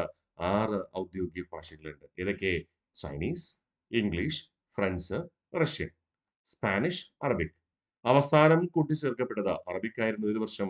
1973. എന്നാൽ ഐക്യരാഷ്ട്രസഭയുടെ ദൈനംദിന കാര്യങ്ങളൊക്കെ ആയിട്ട് അതായത് സെക്രട്ടേറിയറ്റ് ഉപയോഗിക്കുന്ന ഭാഷ. സെക്രട്ടേറിയറ്റ് അഥവാ ദൈനംദിന കാര്യങ്ങൾക്കായി ഉപയോഗിക്കുന്ന ഭാഷ എന്ന് പറയുന്നത് ഇംഗ്ലീഷും ഫ്രഞ്ചും മാത്രമാണ്. ഇംഗ്ലീഷും ഫ്രഞ്ചും മാത്രമാണ്. മറക്കില്ലല്ലോ. ഇമ്പോർട്ടന്റ് ആണേ. സിമ്പിൾ അല്ലേ? യെസ്. ഒന്നുകൂടെ നമുക്ക് റിവിഷൻ ചെയ്താലോ? ഐക്യരാഷ്ട്രസഭയുടെ ചിഹ്നം അംഗീകരിച്ചത് 1946 ഡിസംബർ 7. 2 ഒലിവുശിലകൾക്കിടയിൽ ലോകരാഷ്ട്രങ്ങളുടെ ഇംഗ്ലീഷ് പതാക അംഗീകരിക്കുന്നത്, അതായത് ഐക്യരാഷ്ട്രസഭയുടെ പാശ്ചാത്യ പതാക അംഗീകരിക്കുന്നത് 1947 ഒക്ടോബർ 20-ാം തീയതി. നിറം ഇളം നീല നിറം. എന്തുകൊണ്ടാണ് പാശ്ചാത്യ പതാക എന്ന് പറഞ്ഞത്, അല്ലെങ്കിൽ എന്തുകൊണ്ടാണ് ഇംഗ്ലീഷ് പതാക എന്ന് പറഞ്ഞത് എന്ന് ചിലപ്പോൾ നിങ്ങൾ ഡൗട്ട് ചോദിക്കാം. മറ്റൊന്നും കൊണ്ടല്ലടാ, നീലജല നയം, ബ്ലൂ വാട്ടർ പോളിസി, അതായത് സമുദ്രത്തിൽ ആധിപത്യം സ്ഥാപിച്ചുകൊണ്ട് കച്ചവടം നടത്തുന്ന സമ്പ്രദായം ആരംഭിച്ചത് യൂറോപ്യൻകാരാണ്, യൂറോപ്യൻ രാജ്യങ്ങളാണ്. ശരിയല്ലേ? അതോടൊപ്പം ലോകമാസകലം കോളനിവൽക്കരണം നടത്തിയതും യൂറോപ്യൻ രാജ്യങ്ങൾ തന്നെ. അതിൽ പ്രധാനപ്പെട്ട രാജ്യം എന്ന് പറയുന്നത് ബ്രിട്ടൻ. അതുകൊണ്ട് തന്നെ യൂറോപ്പ് എന്ന വൻകരയെ ഒളിമ്പിക്സ് ചിഹ്നത്തിൽ സൂചിപ്പിക്കാൻ ഉപയോഗിക്കുന്ന നിറം നീല നിറമാണ്. ആ ഒരു ആശയം കണംകൊണ്ട് കണ്ടാണ് യൂറോപ്യൻ രാജ്യങ്ങളുടെ നേതൃത്വത്തിൽ ആരംഭിച്ച സംഘടന എന്ന അർത്ഥത്തിൽ ആ ഒരു സൂചന ലഭിക്കുവാനാണ് ഇളം നീല നിറം സ്വീകരിച്ചിരിക്കുന്നത് എന്ന് ചരിത്രകാരന്മാർ വിലയിരുത്തുന്നുണ്ട്. അതിൽ യാഥാർത്ഥ്യമുണ്ടോ എന്നത് ഇപ്പോഴും ചോദ്യമാണ്. എങ്കിലും ചരിത്രകാരന്മാർ അങ്ങനെയും വിലയിരുത്തുന്നുണ്ട്. അല്ലെ? ഒളിമ്പിക് വലയത്തില് നീല നിറം എന്തിനെയാ സൂചിപ്പിക്കുന്നത്? യൂറോപ്പിനെ അല്ലേ? യെസ്. സമുദ്ര പരിവേഷണം നടത്തുകയും സമുദ്രത്തിൽ ആധിപത്യം സ്ഥാപിച്ചുകൊണ്ട് കോളനിവൽക്കരണത്തിന് സാമ്രാജ്യത്വത്തിന് തുടക്കം കുറിച്ചത് യൂറോപ്യൻ രാജ്യങ്ങളായിരുന്നു. ആ സാമ്രാജ്യ കിടമത്സരങ്ങളുടെ ഫലമായിട്ട് ലോകമഹായുദ്ധം ഉണ്ടായപ്പോ, ലോകമഹായുദ്ധം ഇനിയും ഒരിക്കലും ഉണ്ടാകാതിരിക്കുന്നതിന് വേണ്ടിയിട്ട് ഐക്യരാഷ്ട്രസഭ എന്ന സമാധാന സംഘടന രൂപീകരിക്കുന്നതും യൂറോപ്യൻ രാജ്യങ്ങളുടെ നേതൃത്വത്തിൽ തന്നെയാണ്. ശരിയല്ലേ? ഗുഡ്. തിരിച്ചു വരാം. അപ്പോ മറക്കരുത്, പതാക അംഗീകരിച്ചത് 47 ഒക്ടോബർ മാസം 20-ാം തീയതി. നിറമെന്താ? ഇളം നീല നിറം. അംഗമല്ലാത്ത ഏഷ്യൻ രാജ്യം തായ്വാനും അംഗമല്ലാത്ത യൂറോപ്യൻ രാജ്യം ഇറ്റലിക്കകത്ത് സ്ഥിതി ചെയ്യുന്ന വത്തിക്കാൻ. ഔദ്യോഗിക ഭാഷയിൽ ആരാണ്? ചൈനീസ്, ഇംഗ്ലീഷ്, ഫ്രഞ്ച്, റഷ്യൻ, പിന്നെ സ്പാനിഷും അറബിക്കും. അവസാനമായി ഔദ്യോഗിക ഭാഷയെ കൂടി ചേർക്കപ്പെട്ടത് അറബിക്കാണ്. ഇത് വർഷം 1973. ദൈനംദിന കാര്യങ്ങൾക്ക് ഉപയോഗിക്കുന്നത് ഇംഗ്ലീഷും ഫ്രഞ്ചുമാണ്. ഐക്യരാഷ്ട്രസഭയുടെ സർവകലാശാല സ്ഥിരം ചോദിക്കുന്ന കുറച്ച് ഫാക്ട്സ് ആണ് നമ്മൾ ഇനി പഠിക്കാൻ പോകുന്നത്. അതിൽ ഏറ്റവും പ്രധാനപ്പെട്ടതാണ് ഈ സ്ലൈഡിൽ കാണിച്ചിരിക്കുന്നത്. വളരെ പ്രാധാന്യമർഹിക്കുന്നു, മറന്നേക്കല്ലേ. ഐക്യരാഷ്ട്രസഭയുടെ സർവകലാശാല സ്ഥിതി ചെയ്യുന്നത് ജപ്പാനിലെ ടോക്കിയോയിലാണ്. എന്നാൽ ഐക്യരാഷ്ട്രസഭയുടെ സമാധാന സർവകലാശാല സ്ഥിതി ചെയ്യുന്നത് അമേരിക്കയിലെ കോസ്റ്റാറിക്കയിൽ. യുഎസ്എയുടെ ഒരു സ്റ്റേറ്റ് ആണ് കോസ്റ്റാറിക്ക എന്ന് പറയുന്നത്. പട്ടാളക്കാരില്ലാത്ത നാടെന്നറിയപ്പെടുന്നത് കോസ്റ്റാറിക്ക തന്നെ കേട്ടോ. പട്ടാളക്കാരില്ലാത്ത നാടെന്നറിയപ്പെടുന്ന കോസ്റ്റാറിക്കയാണ്. ആ കോസ്റ്റാറിക്കയിലാണ് ഐക്യരാഷ്ട്രസഭയുടെ സമാധാന സർവകലാശാല. അപ്പൊ ഐക്യരാഷ്ട്രസഭയുടെ സർവകലാശാല എവിടെയാ? Tokyo, Japan. ഐക്യരാഷ്ട്രസഭയുടെ സമാധാന സർവകലാശാല എവിടെയാ? Costa Rica, America. ഇന്ത്യയിലെ ഐക്യരാഷ്ട്രസഭയുടെ ഇൻഫർമേഷൻ സെന്റർ, ഇന്ത്യയിലെ ഐക്യരാഷ്ട്രസഭയുടെ ഇൻഫർമേഷൻ സെന്റർ സ്ഥിതി ചെയ്യുന്നത് ഡൽഹിയിലാണ്. ഐക്യരാഷ്ട്രസഭയുടെ ലൈബ്രറി സ്ഥിതി ചെയ്യുന്നത് എവിടെയാണ്? ന്യൂയോർക്കിലാണ്. ലൈബ്രറിക്ക് ഒരു വ്യക്തിയുടെ പേര് നൽകിയിട്ടുണ്ട്. ആ വ്യക്തി എന്ന് പറയുന്നത് ഐക്യരാഷ്ട്രസഭയുടെ സെക്രട്ടറി ജനറൽ ആയിരുന്നു. പദവിയിലിരിക്കെ അന്തരിച്ച സെക്രട്ടറി ജനറൽ ആയിരുന്നു. അദ്ദേഹത്തിന്റെ പേരാണ് ഡാഗ് ഹാമർഷോ. നമ്മൾ സെക്രട്ടേറിയറ്റ് പഠിക്കുമ്പോൾ ഇദ്ദേഹത്തെ കുറിച്ച് നമ്മൾ പറയും. എങ്കിലും ഒന്ന് മനസ്സിലിരിക്കട്ടെ, ഈ ഡാഗ് ഹാമർഷോൾഡ് എന്ന് പറയുന്നത് ഐക്യരാഷ്ട്രസഭയുടെ സെക്രട്ടറി ജനറൽ ആയിരുന്നു. പദവിയിലിരിക്കെ അന്തരിച്ച വ്യക്തിയാണ്. അതുകൊണ്ട് അദ്ദേഹത്തിന്റെ നാമധേയത്തിലാണ് ഐക്യരാഷ്ട്രസഭയുടെ ലൈബ്രറി സ്ഥാപിച്ചിരിക്കുന്നത്. ഐക്യരാഷ്ട്രസഭയുടെ ലൈബ്രറി സ്ഥിതി ചെയ്യുന്നത് ന്യൂയോർക്കിലാണ്. അത് അറിയപ്പെടുന്ന പേര് എങ്ങനെയാണ്? ഡാഗ് Hammarskjöld memorial library. ഡാഗ് Hammarskjöld memorial library. 4 കാര്യങ്ങൾ മറക്കില്ലല്ലോ. അപ്പൊ ഐക്യരാഷ്ട്രസഭയുടെ സർവകലാശാല എവിടെയാണ് സ്ഥിതി ചെയ്യുന്നത്? ജപ്പാനിലെ ടോക്കിയോ. ഐക്യരാഷ്ട്രസഭയുടെ സമാധാന സർവകലാശാല സ്ഥിതി ചെയ്യുന്ന എവിടെയാ? Costa Rica, America. ഇന്ത്യയിലെ ഐക്യരാഷ്ട്രസഭയുടെ ഇൻഫർമേഷൻ സെന്റർ സ്ഥിതി ചെയ്യുന്ന എവിടെയാണ്? ഡൽഹിയിലാണ്. ഐക്യരാഷ്ട്രസഭയുടെ ലൈബ്രറി സ്ഥിതി ചെയ്യുന്നത് എവിടെയാണ്? ന്യൂയോർക്കിലാണ്. അത് അറിയപ്പെടുന്നത് എങ്ങനെയാണ്? ഡാഗ് ഹാമർഷോൾഡ് മെമ്മോറിയൽ ലൈബ്രറി. നിലവിൽ ഇന്ത്യയുടെ ഐക്യരാഷ്ട്രസഭയിലെ സ്ഥിരം പ്രതിനിധിയാണ് പി ഹരീഷ്. കറണ്ട് അഫയറാണ്, മറക്കരുത്. നിലവിൽ ഇന്ത്യയുടെ ഐക്യരാഷ്ട്രസഭയുടെ സ്ഥിരം പ്രതിനിധി 2025 ആരാണ്? പി ഹരീഷ് ആണ്. 2025 പി ഹരീഷ്. ഗാന്ധിജിയുടെ ജന്മദിനമായ ഒക്ടോബർ 2 അന്താരാഷ്ട്ര അഹിംസാ ദിനമായിട്ടാണ് ഐക്യരാഷ്ട്രസഭ ആചരിക്കുന്നത്. ഏത് വർഷം മുതൽ? 2007 മുതൽ. ഗാന്ധിജിയുടെ ജന്മദിനമായ ഒക്ടോബർ 2 അന്താരാഷ്ട്ര അഹിംസാ ദിനമായി ഐക്യരാഷ്ട്രസഭ ആചരിക്കുന്നു. ഏത് വർഷം മുതൽ? 2007 മുതൽ. പൊതുസഭയിൽ 8 മണിക്കൂർ തുടർച്ചയായി പ്രസംഗിച്ച് റെക്കോർഡിട്ട മലയാളിയാണ് V K Krishna Menon. V K Krishna Menon എന്തുമായി ബന്ധപ്പെട്ടാണ് പ്രസംഗിച്ചത്? ഇന്ത്യ പാക് അതിർത്തി ബന്ധങ്ങളെക്കുറിച്ച്, അതിർത്തി തർക്കങ്ങളെക്കുറിച്ച്. അതിർത്തി തർക്കത്തെക്കുറിച്ച് ഐക്യരാഷ്ട്രസഭയിൽ ഇങ്ങനെ പ്രസംഗിച്ചത് കൊണ്ടാണ് വി കെ കൃഷ്ണമേനോനെ ചൈനീസ് ഗവൺമെന്റ് ഒരു പേരിട്ട് വിളിച്ചത്. എന്താണെന്ന് അറിയാമോ? നിങ്ങൾക്ക് അറിയാമെന്നാണ് ഞാൻ വിശ്വസിക്കുന്നത്. എങ്കിലും ഞാൻ പറയാം. ചൈനക്കാർ വിശേഷിപ്പിച്ചതാണ്. പക്ഷേ ആ കഥാപാത്രം ചൈനയുടേതല്ല, റഷ്യയുടേതാണ്. നമ്മള് റഷ്യൻ വിപ്ലവം പഠിച്ചപ്പോഴ് അവിടെ റഷ്യൻ ഭരണാധികാരിയായ നിക്കോളസ് രണ്ടാമനെ നിയന്ത്രിച്ചിരുന്ന ഒരു സന്യാസിയെ കുറിച്ച് പഠിച്ചു, റാസ്പുട്ടിൻ. അതുപോലെ ഇന്ത്യയിലെ പ്രധാനമന്ത്രിയായ ജവഹർലാൽ നെഹ്റുവിന് ഉപദേശം നൽകുന്നത് വി കെ കൃഷ്ണമേനോനാണ്.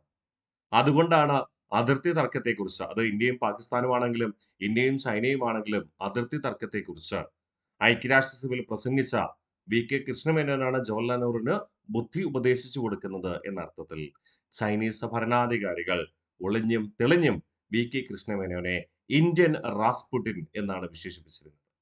അപ്പൊ മറക്കരുത് കേട്ടോ, ഇന്ത്യൻ റാസ്പുട്ടിൻ എന്ന് അറിയപ്പെട്ടിരുന്നത് ആര്? V K Krishna Menon. ഓക്കെ, അപ്പോ V K Krishna Menon India Pak അതിർത്തി തർക്കത്തെക്കുറിച്ചാണ് ഇവിടെ ഐക്യരാഷ്ട്രസഭയുടെ പൊതുസഭയിൽ 8 മണിക്കൂർ തുടർച്ചയായി പ്രസംഗിച്ച് റെക്കോർഡിട്ടത്. ഐക്യരാഷ്ട്രസഭയുടെ ലോകാരോഗ്യ സംഘടനയില് പ്രസിഡന്റ് ആയിരുന്ന ഏക ഭാരതീയ വനിതയാണ് രാജ്കുമാരി അമൃത് കൗർ. രാജ്കുമാരി അമൃത് കൗറിനെ നിങ്ങൾക്ക് അറിയാമോ? സ്വതന്ത്ര ഇന്ത്യയിലെ ആദ്യത്തെ ആരോഗ്യ വകുപ്പ് മന്ത്രി ആര് തന്നെയായിരുന്നു?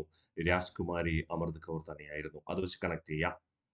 ലോകാരോഗ്യ സംഘടനയില് പ്രസിഡന്റ് ആയിരുന്ന ഏക ഭാരതീയ വനിത എന്ന് പറയുന്നത് രാജ്കുമാരി അമൃത് കൗറാണ്. ഓക്കെ, മറക്കില്ലല്ലോ. ഒന്നുകൂടെ നമുക്ക് റിവിഷൻ ചെയ്യാം. 2025 ഇന്ത്യയുടെ UN സ്ഥിരം പ്രതിനിധിയായി കണക്കാക്കുന്നത് ആരെയാണ്? പി ഹരീഷിനെയാണ് കേട്ടോ, 2025. ഇനി ഗാന്ധിജിയുടെ ജന്മദിനമായ ഒക്ടോബർ 2 അന്താരാഷ്ട്ര അഹിംസാ ദിനമായി ഐക്യരാഷ്ട്രസഭ കണക്കാക്കുന്നു. ഏത് വർഷം മുതൽ? 2007 മുതൽ. ആ വർഷം മറക്കരുത്. പൊതുസഭയിൽ 8 മണിക്കൂർ തുടർച്ചയായി പ്രസംഗിച്ച് റെക്കോർഡിട്ട മലയാളിയാണ് വി കെ കൃഷ്ണമേനോൻ. എന്തുമായി ബന്ധപ്പെട്ട? ഇന്ത്യ ചൈന അതിർത്തി, ഇന്ത്യ പാകിസ്ഥാൻ അതിർത്തി പ്രശ്നങ്ങളെ കുറിച്ച്. അതുകൊണ്ട് വി കെ കൃഷ്ണമേനോനെ അറിയപ്പെടുന്ന പേര്, അല്ലെങ്കിൽ വി കെ കൃഷ്ണമേനോനെ വിശേഷിപ്പിച്ചിരുന്ന പേര് എന്താണ്? Indian Rasputin. Indian Rasputin. Indian പ്രധാനമന്ത്രിയായ ജവഹർലാൽ നെഹ്റുവിന് ഉപദേശങ്ങൾ നൽകുന്ന വ്യക്തി എന്ന അർത്ഥത്തിലാണ് ഇന്ത്യൻ റാസ്പുട്ടിൻ എന്ന വി കെ കൃഷ്ണമേനോനെ വിളിക്കുക. ലോകാരോഗ്യ സംഘടനയിൽ പ്രസിഡന്റ് ആയിരുന്ന ഏക ഭാരതീയ വനിതയാണ് രാജ്കുമാരി അമൃത് കൗർ. സ്വതന്ത്ര ഇന്ത്യയിലെ ആരോഗ്യ വകുപ്പ് മന്ത്രിയായിരുന്നു. സ്വതന്ത്ര ഇന്ത്യയിലെ ആരോഗ്യ വകുപ്പ് മന്ത്രിയായിരുന്നു രാജ്കുമാരി അമൃത് കൗർ എന്ന് പറയുന്നത്. ഓക്കെ, മറക്കില്ലല്ലോ. ഗഡ്. അടുത്ത നമുക്ക് പഠിക്കാം.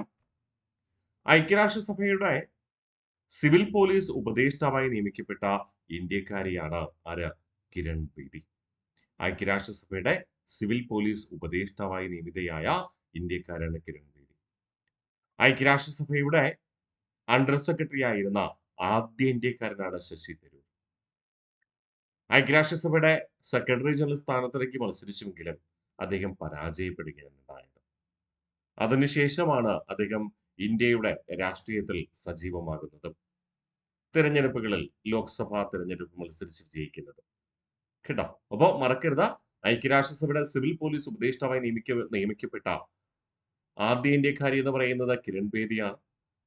ഐക്യരാഷ്ട്രസഭയുടെ അണ്ടർ സെക്രട്ടറി ആയിരുന്ന ആദ്യ ഇന്ത്യക്കാരൻ ശശി തരൂരാണ്. ഐക്യരാഷ്ട്രസഭയുടെ സെക്രട്ടറി ജനറൽ സ്ഥാനത്തേക്ക് മത്സരിച്ചെങ്കിലും പരാജയപ്പെട്ടു. അതിനുശേഷം ആ ജോലിയിൽ നിന്ന് വിരമിച്ചതിനു ശേഷമാണ് അദ്ദേഹം ഇന്ത്യൻ രാഷ്ട്രീയത്തിൽ സജീവമായത്. അദ്ദേഹത്തിന്റെ ഇംഗ്ലീഷ് ഭാഷാ പ്രാവീണ്യമൊക്കെ വളരെ പ്രസിദ്ധമാണ് അല്ലെ, നമുക്ക് പരിചിതവുമാണ്. ഓക്കെ അല്ലെ? അപ്പോ ഈ ഫാക്ട്സ് മറക്കരുത് കേട്ടോ. വീണ്ടും ഐക്യരാഷ്ട്രസഭയുടെ പൊതുസഭയിൽ സംഗീത കച്ചേരി നടത്തിയ ഇന്ത്യൻ സംഗീതജ്ഞയാണ് എം.എസ്. സുബ്ബലക്ഷ്മി. എം.എസ്. സുബ്ബലക്ഷ്മി നിങ്ങൾക്ക് അറിയാമല്ലേ? ഇന്ത്യയുടെ വാനമ്പാടി എന്നറിയപ്പെടുന്ന കർണാടിക് സംഗീതജ്ഞയാണ് എം.എസ്. സുബ്ബലക്ഷ്മി. എം.എസ്. സുബ്ബലക്ഷ്മിയുടെ കീർത്തനങ്ങൾ വളരെ പ്രസിദ്ധമാണ്. വെങ്കടേശ്വര സുപ്രഭാതം എന്ന കീർത്തനം തയ്യാറാക്കിയത് എം.എസ്. സുബ്ബലക്ഷ്മി തന്നെയാണ് കേട്ടോ. മറക്കല്ലേ. എന്നാൽ ചലച്ചിത്ര പിന്നണി ഗാനം ആലപിച്ചിട്ടില്ല. കർണാടിക് സംഗീതജ്ഞയാണ്. ഒട്ടനവധി കീർത്തനങ്ങൾ എഴുതിയിട്ടുണ്ട്. അതിൽ ഏറ്റവും പ്രസിദ്ധവും നമുക്കേറെ പരിചിതവുമുള്ളതാണ് വെങ്കടേശ്വര സുപ്രഭാതം. അല്ലേ? മിക്കവാറും എല്ലാ ദിവസങ്ങളിലും ചിലപ്പോൾ നമ്മൾ കേട്ടിട്ടുണ്ടാവാം. ക്ഷേത്രങ്ങളിൽ രാവിലെ കേൾപ്പിക്കുന്ന ഗാനമാണ് വെങ്കടേശ്വര സുപ്രഭാതം. ആ കീർത്തനം തയ്യാറാക്കിയത് ആരാണ്? എം.എസ്. സുബ്ബലക്ഷ്മി തന്നെ. അപ്പൊ ഐക്യരാഷ്ട്രസഭയുടെ പൊതുസഭയില് സംഗീത കച്ചേരി നടത്തിയ ഇന്ത്യൻ സംഗീതജ്ഞയാണ് എം.എസ്. സുബ്ബലക്ഷ്മി. ആദ്യമായി ഹിന്ദിയിൽ പ്രസംഗിച്ച ഭരണാധികാരിയാണ് എ.ബി. വാജ്പേയി. ഐക്യരാഷ്ട്രസഭയുടെ പൊതുസഭയിൽ ആദ്യമായി ഹിന്ദിയിൽ പ്രസംഗിച്ച വ്യക്തി എ.ബി. വാജ്പേയിയും രണ്ടാമതായി പ്രസംഗിച്ചത് നരേന്ദ്രമോദിയുമാണ്. ഐക്യരാഷ്ട്രസഭയുടെ പൊതുസഭയിൽ ഏത് ഭാഷയിൽ വേണമെങ്കിലും പ്രസംഗിക്കാം കേട്ടോ. അതില് തെറ്റൊന്നുമില്ല. ഏത് ഭാഷയിൽ വേണം പ്രസംഗിക്കാം. ഓക്കെ. അപ്പോ ആദ്യമായി ഹിന്ദിയിൽ പ്രസംഗിച്ചത് എ.ബി. വാജ്പേയിയും രണ്ടാമത് പ്രസംഗിച്ചത് ആരാണ്? നരേന്ദ്രമോദിയുമാണ്. ആദ്യമായി മലയാളത്തിൽ പ്രസംഗിച്ചതാകട്ടെ അമൃതാനന്ദമയി. ആദ്യമായി തമിഴിൽ പ്രസംഗിച്ചതാകട്ടെ മഹീന്ദ്ര രാജപക്സെ. അദ്ദേഹം ഇന്ത്യക്കാരനല്ല.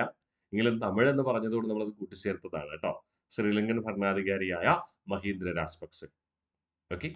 അപ്പോ ഐക്യരാഷ്ട്രസഭയുടെ പൊതുസഭയില് സംഗീത കച്ചേരി നടത്തിയ ആദ്യ ഇന്ത്യൻ സംഗീതജ്ഞ എം.എസ്. സുബ്ബലക്ഷ്മി.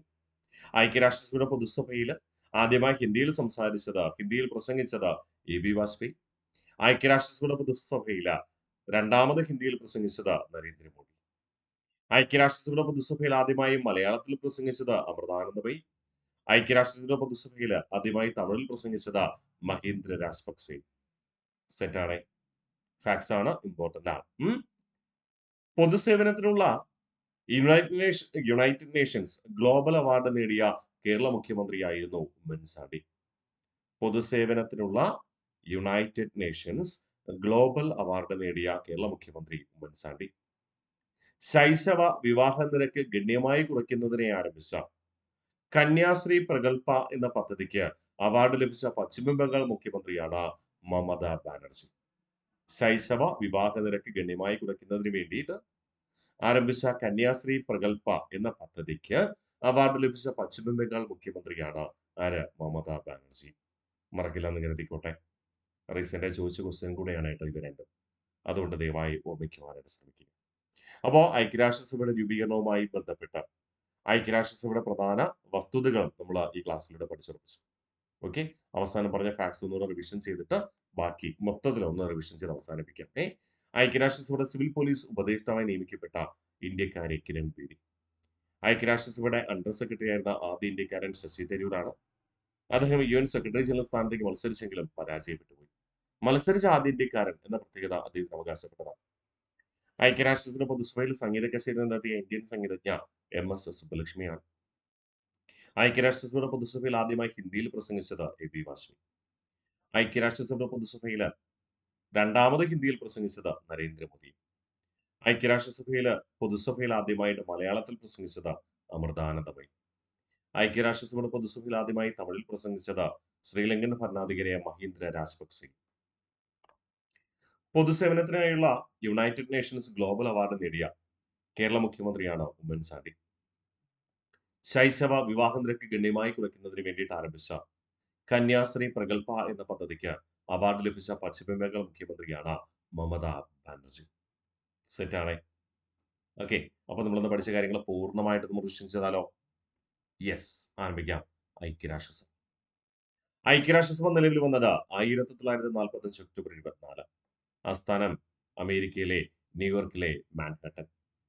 യൂറോപ്പിനെ ആസ്ഥാനമായി കണക്കാക്കുന്നത് ലീഗ് ഓഫ് നാഷൻസിന്റെ തലസ്ഥാനമായിരുന്ന ജനീവ. ആദ്യത്തെ സെക്രട്ടറി ജനറൽ എന്ന് പറയുന്നത് ടിഗ്വേലി. ഐക്യരാഷ്ട്രസഭയുടെ ഭരണഘടന UN ചാർട്ടർ എന്നറിയപ്പെടുന്നു. അപ്പോൾ മനസ്സിലുണ്ടാവണം ലീഗ് ഓഫ് നാഷൻസിന്റെ ഭരണഘടന എന്ന പേരിൽ അറിയപ്പെടുന്നു, കവനന്റ് എന്ന പേരിൽ അറിയപ്പെടുന്നു. ആപ്തവാക്യം, ഐക്യരാഷ്ട്രസഭയുടെ ആപ്തവാക്യം, ഇത് നിങ്ങളുടെ ലോകം. ലോകത്തെ ഏറ്റവും വലിയ സമാധാന സംഘടനയും ലോകത്തെ ഏറ്റവും വലിയ മനുഷ്യാവകാശ സംഘടനയും ഇത് തന്നെ ഐക്യരാഷ്ട്രസഭ തന്നെ. അന്തർദേശീയ സമാധാനവും സുരക്ഷയും പരിപോഷിപ്പിക്കാൻ നിലവിൽ വന്ന സംഘടനയാണ് ഐക്യരാഷ്ട്രസഭ. നിലവിലെ ആകെ അംഗസംഖ്യ 193 ഏറ്റവും ഒടുവിൽ അംഗമായ രാജ്യം ദക്ഷിണ സുഡാനാണ് 2011. നിലവിൽ പാലസ്തീൻ നിരീക്ഷക പദവിയുള്ള രാഷ്ട്രമാണ്, എന്നാൽ പൂർണ്ണാംഗമല്ല താനും. രൂപീകരണത്തിന് കാരണമായ ഉടമ്പടിയാണ് അറ്റ്ലാന്റിക് ചാർട്ടർ. അറ്റ്ലാന്റിക് ചാർട്ടർ ഒപ്പുവെച്ചത് 1941 ഓഗസ്റ്റ് മാസം 14 ചാർട്ടറിൽ ഒപ്പുവെച്ചത് അമേരിക്കൻ പ്രസിഡന്റായ ഫ്രാങ്ക്ലിൻ ഡി റൂസ്വെൽറ്റും ബ്രിട്ടീഷ് പ്രധാനമന്ത്രിയായ വിൻസ്റ്റൺ ചർച്ചിലും. ഐക്യരാഷ്ട്ര സംഘടന എന്ന ആശയം കൂടാതെ പേര് മുന്നോട്ട് വെച്ചത് അമേരിക്കൻ പ്രസിഡന്റായിരുന്ന ഫ്രാങ്ക്ലിൻ ഡി റൂസ്വെൽറ്റ് ആണ്. എപ്പോഴാ? 1942 ജനുവരി 1 നടന്ന വാഷിംഗ്ടൺ സമ്മേളനത്തിൽ വെച്ച്. മോസ്കോ കോൺഫറൻസ് നടന്നത് 1943 ഒക്ടോബർ 30 ഐക്യരാഷ്ട്രസഭയുടെ രൂപീകരണ ചർച്ചയ്ക്ക് വേണ്ടിയിട്ട്. അമേരിക്കയും ബ്രിട്ടനും സോവിയറ്റ് യൂണിയനും ചൈനയും പങ്കെടുത്തു. തെഹ്റാൻ കോൺഫറൻസ് നടക്കുന്നത് 1943 നവംബർ മാസം 28 മുതൽ ഡിസംബർ 1 വരെ. ഇതും രൂപീകരണ ചർച്ചയായിരുന്നു.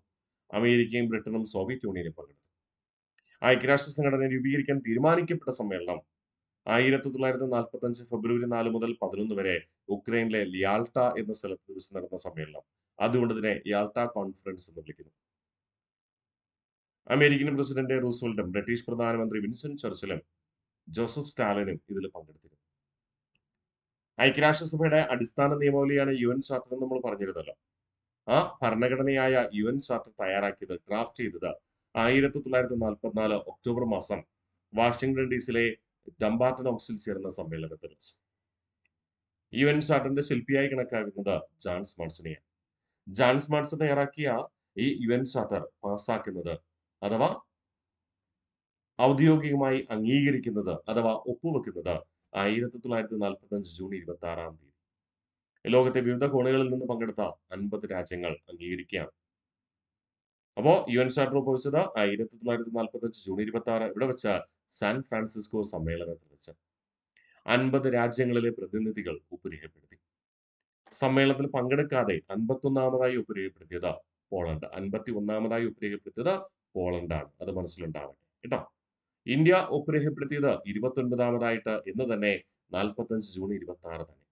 ഇന്ത്യക്ക് വേണ്ടി UN ചാർട്ടറിൽ ഒപ്പ് രേഖപ്പെടുത്തിയത് രാമസ്വാമി മുതലിയാറാണ്. ഓക്കെ. അടുത്ത് പറയുന്നു, UN ചാർട്ടർ ഔപചാരികമായി നിലവിൽ വന്നത് 1945 ഒക്ടോബർ മാസം 24 അതുകൊണ്ട് തന്നെ ഐക്യരാഷ്ട്രസഭ ദിനമായി കണക്കാക്കുന്നത് ഒക്ടോബർ 24. ഐക്യരാഷ്ട്രസഭയിൽ ഇന്ത്യ ഔദ്യോഗികമായി അംഗമായി മാറുന്നത് 1945 ഒക്ടോബർ 30.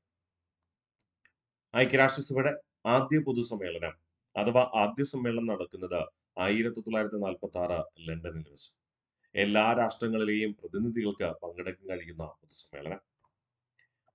ഐക്യരാഷ്ട്രസഭയുടെ ചിഹ്നം അംഗീകരിക്കുന്നത് 1946 ഡിസംബർ മാസം 7 രണ്ട് വലിയ ജില്ലകൾക്കിടയിലെ ലോകരാഷ്ട്രങ്ങളുടെ ഭൂപടം. ഐക്യരാഷ്ട്രസഭയുടെ പതാക അംഗീകരിച്ചത് 1947 ഒക്ടോബർ മാസം 20 പതാകയുടെ നിറമെന്ന് പറയുന്നത് ഇളം നീല. ഐക്യരാഷ്ട്രസഭയിൽ അംഗമല്ലാത്ത ഏഷ്യൻ രാജ്യം തായ്വാനും അംഗമല്ലാത്ത യൂറോപ്യൻ രാജ്യം വത്തിക്കാനുമാണ്. ഐക്യരാഷ്ട്രസഭയുടെ ഔദ്യോഗിക ഭാഷകളുടെ എണ്ണം 6. ഏതൊക്കെ? സ്ഥിരാംഗങ്ങളുടെ 4 ഭാഷകൾ: ചൈനീസ്, ഇംഗ്ലീഷ്, ഫ്രഞ്ച്, റഷ്യൻ. പിന്നെ ലാറ്റിൻ അമേരിക്കയുടെ പ്രധാന ഭാഷയായ സ്പാനിഷ്. പിന്നെ അറബ് രാഷ്ട്രങ്ങൾക്ക് വേണ്ടി അറബിക്. മൊത്തം 6 ഭാഷകൾ: Chinese, English, French, Russian, Spanish, Arabic. അവസാനമായി കൂട്ടിച്ചേർക്കപ്പെട്ട ഔദ്യോഗിക ഭാഷ അറബിക് ആയിരുന്നു 1973. 6 ഔദ്യോഗിക ഭാഷകൾ ഉണ്ടെങ്കിലും ദൈനംദിന കാര്യങ്ങൾക്ക് വേണ്ടി അഥവാ ഐക്യരാഷ്ട്രസഭയുടെ സെക്രട്ടേറിയറ്റ് ഉപയോഗിക്കുന്ന ഭാഷ ഇംഗ്ലീഷും ഫ്രഞ്ചുമാണ്. ഐക്യരാഷ്ട്രസഭയുടെ സർവകലാശാല സ്ഥിതി ചെയ്യുന്നത് ജപ്പാനിലെ ടോക്കിയോയിൽ. ഐക്യരാഷ്ട്രസഭയുടെ സമാധാന സർവകലാശാല സ്ഥിതി ചെയ്യുന്നത് അമേരിക്കയിലെ കോസ്റ്റാറിക്കയിൽ. കോസ്റ്റാറിക്കയെ നമ്മൾ എന്തെന്ന് വിളിക്കുന്നു? പട്ടാളക്കാരില്ലാത്ത നാടെന്ന് വിളിക്കുന്നു കേട്ടോ. പട്ടാളക്കാരില്ലാത്ത നാട് എന്നറിയപ്പെടുന്നത് പട്ടാളക്കാരില്ലാത്ത നാട് എന്നറിയപ്പെടുന്നത് കോസ്റ്റാറിക്കയാണ്. അത് പി എസ് സി ചോദിക്കുന്നതാണ് കേട്ടോ. ഇനി ഇന്ത്യയിലെ ഐക്യരാഷ്ട്രസഭയുടെ ഇൻഫർമേഷൻ സെന്റർ സ്ഥിതി ചെയ്യുന്നത് എവിടെയെന്ന് ചോദിച്ചാൽ ഡൽഹിയിലാണ്. ഐക്യരാഷ്ട്രസഭയുടെ ലൈബ്രറി സ്ഥിതി ചെയ്യുന്നത് ന്യൂയോർക്കിലാണ്. അത് അറിയപ്പെടുന്നത് ഡാക് ഹാമർഷോൾഡ് മെമ്മോറിയൽ ലൈബ്രറി. ഓക്കെ. ഈ ഡാക് ഹാമർഷോൾഡ് എന്ന് പറയുന്ന ആരാണ്? പദവിയിലിരിക്കെ അന്തരിച്ച ഐക്യരാഷ്ട്രസഭയുടെ സെക്രട്ടറി ജനറൽ. 2025 ഇന്ത്യയുടെ ഐക്യരാഷ്ട്രസഭയിലെ സ്ഥിരം പ്രതിനിധി എന്ന് പറയുന്നത് പി ഹരീഷ. ഗാന്ധിജിയുടെ ജന്മദിനമായ ഒക്ടോബർ 2 അന്താരാഷ്ട്ര അഹിംസാ ദിനമായി ആചരിച്ചു തുടങ്ങിയത് 2007 മുതൽ. ഐക്യരാഷ്ട്രസഭയുടെ പൊതുസഭയിൽ 8 മണിക്കൂർ തുടർച്ചയായി പ്രസംഗിച്ച് റെക്കോർഡിട്ട മലയാളിയാണ് വി.കെ. കൃഷ്ണമേനോൻ. അദ്ദേഹത്തെ ഇന്ത്യൻ റാസ്പുടിൻ എന്ന് വിശേഷിപ്പിക്കാറുണ്ട്. ജവഹർലാൽ നെഹ്റുവിന് ഭരണത്തിന് വേണ്ട ഉപദേശം നൽകുന്നവൻ എന്നർത്ഥത്തിൽ. ലോകാരോഗ്യ സംഘടനയിൽ പ്രസിഡന്റായിരുന്ന ഏക ഭാരതീയ വനിതയാണ് രാജ്കുമാരി അമൃത്കർ. രാജ്കുമാരി അമൃത്കർ സ്വതന്ത്ര ഇന്ത്യയിലെ ആരോഗ്യ വകുപ്പ് മന്ത്രിയായിരുന്നു. ഐക്യരാഷ്ട്രസഭയുടെ സിവിൽ പോലീസ് ഉപദേഷ്ടാവായി നിയമിക്കപ്പെട്ട ഇന്ത്യക്കാരിയാണ് കിരൺ ബേദി. ഐക്യരാഷ്ട്രസഭയുടെ അണ്ടർ സെക്രട്ടറി ആയിരുന്ന ആദ്യ ഇന്ത്യക്കാരനാണ് ശശി തരൂർ. അദ്ദേഹം സെക്രട്ടറി ജനറൽ സ്ഥാനത്തേക്ക് മത്സരിച്ചെങ്കിലും പരാജയപ്പെട്ടു പോയി. എങ്കിലും മത്സരിച്ച ആദ്യ ഇന്ത്യക്കാരനായി കണക്കാക്കുന്നത് ശശി തരൂരിനെ തന്നെ. ഐക്യരാഷ്ട്രസഭയുടെ പൊതുസഭയിൽ സംഗീത കച്ചേരി നടത്തിയ ഇന്ത്യൻ സംഗീതജ്ഞയാണ് എം.എസ്. സുബ്ബലക്ഷ്മി. ആദ്യമായി ഹിന്ദിയിൽ പ്രസംഗിച്ചത് എ.ബി. വാജ്പേയിയാണ്. ഐക്യരാഷ്ട്രസഭയുടെ പൊതുസഭയിൽ രണ്ടാമത് ഹിന്ദിയിൽ പ്രസംഗിച്ചത് നരേന്ദ്രമോദി. ഐക്യരാഷ്ട്രസഭയുടെ പൊതുസഭയിൽ ആദ്യമായി മലയാളത്തിൽ പ്രസംഗിച്ചത് അമൃതാനന്ദമയി. ഐക്യരാഷ്ട്രസഭയുടെ പൊതുസഭയിൽ ആദ്യമായി തമിഴിൽ പ്രസംഗിച്ചത് ശ്രീലങ്കൻ ഭരണാധികാരിയായ മഹീന്ദ്ര രാജപക്സെ. പൊതുസേവനത്തിനുള്ള യുണൈറ്റഡ് നേഷൻസ് ഗ്ലോബൽ അവാർഡ് നേടിയ കേരള മുഖ്യമന്ത്രി ഉമ്മൻചാണ്ടി. ശൈശവ വിവാഹ നിരക്ക് ഗണ്യമായി കുറയ്ക്കുന്നതിന് വേണ്ടി ആരംഭിച്ച കന്യാശ്രീ പ്രഗൽഭ എന്ന പദ്ധതിക്ക് വേണ്ടിയിട്ട് അവാർഡ് ലഭിച്ച പശ്ചിമ ബംഗാൾ മുഖ്യമന്ത്രി എന്ന് പറയുന്നത് മമതാ ബാനർജി. അപ്പൊ നമ്മൾ ഈ ക്ലാസ്സിലൂടെ ഐക്യരാഷ്ട്രസഭയെക്കുറിച്ചും ഐക്യരാഷ്ട്രസഭയുമായി ബന്ധപ്പെട്ട പ്രധാന ചോദ്യമേഖലയും പഠിച്ചു. നമുക്കിനി അടുത്ത ക്ലാസ്സിൽ പഠിക്കേണ്ടത് ഐക്യരാഷ്ട്രസഭയുടെ ഘടകങ്ങളെ കുറിച്ച്. ഐക്യരാഷ്ട്രസഭയ്ക്ക് 5 ഘടകങ്ങളുണ്ട് അല്ലെ? 5 ഘടകങ്ങൾ ഏതൊക്കെയാണ്? 5 ഘടകങ്ങളിൽ 3 ഘടകങ്ങൾക്കാണ് പ്രാധാന്യം കൂടുതൽ കേട്ടോ. ആ 3 ഘടകങ്ങൾ നമ്മൾ വളരെ വിശദമായി തന്നെ പഠിക്കേണ്ടി വരും. അപ്പോൾ അടുത്ത ക്ലാസ്സുകളിൽ നമ്മൾ ഐക്യരാഷ്ട്രസഭയുടെ ഘടകങ്ങൾ വിശദമായി പഠിച്ചുറപ്പിക്കും. അത്രയധികം പ്രാധാന്യമുള്ളത് കൊണ്ട്. അത് കഴിഞ്ഞതിന് ശേഷം ഐക്യരാഷ്ട്രസഭയുടെ പ്രത്യേക ഏജൻസികളെ കുറിച്ചും അത് കഴിഞ്ഞ് സ്വതന്ത്ര ഏജൻസികളെ കുറിച്ചും നമ്മൾ വ്യക്തമായി തന്നെ പഠിച്ചുറപ്പിക്കും. അപ്പോൾ അടുത്ത ക്ലാസ്സിൽ കണ്ടുമുട്ടാം.